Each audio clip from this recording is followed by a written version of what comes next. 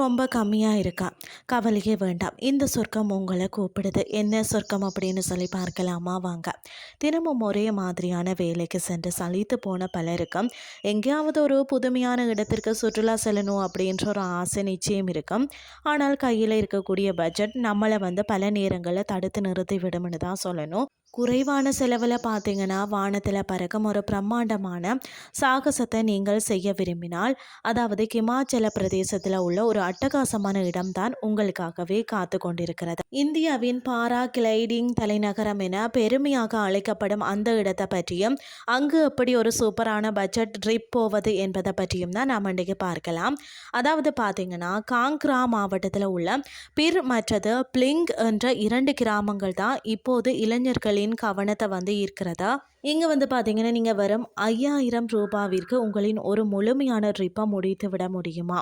அதாவது பார்த்தீங்கன்னா இரவு தங்குவதற்கு இங்குள்ள ஹோட்டல்கள் மற்றது ஹோம் ஸ்டேக்கள் வெறும் 500 ரூபாயில இருந்தே அருமையான அறைகள் கிடைக்கிறதா. இங்கு வரக்கூடிய எல்லாருடைய முக்கிய நோக்கம் பார்த்தீங்கன்னா அந்த த்ரில்லான பாராகிளைடிங் சாகசம் தான். சுமார் 20 முதல் 30 நிமிடங்கள் வரை வானத்தில் பறக்க, அதாவது பார்த்தீங்கன்னா 3000 தொடக்கம் 4200 ரூபாய் வரை கட்டணம் வசூலிக்கிறார்களாம். பனி போர்த்திய மலைகளுக்கு மேலே பறக்கும் அந்த அனுபவம் வாழ்நாளில் மறக்கவே முடியாத ஒரு மாபெரும் நிகழ்வாக தான் இருக்கு.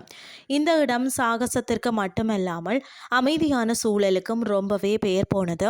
இங்கு செல்வது ரொம்பவே ஈஸியான ஒரு விஷயம்தான். டெல்லி அல்லது அதாவது சண்டிகரில் இருந்து அரசு மற்றது தனியார் பேருந்துகள் மூலமாக கூட பெரு பகுதியை நீங்கள் மிக எளிதாக சென்றடையலாம்.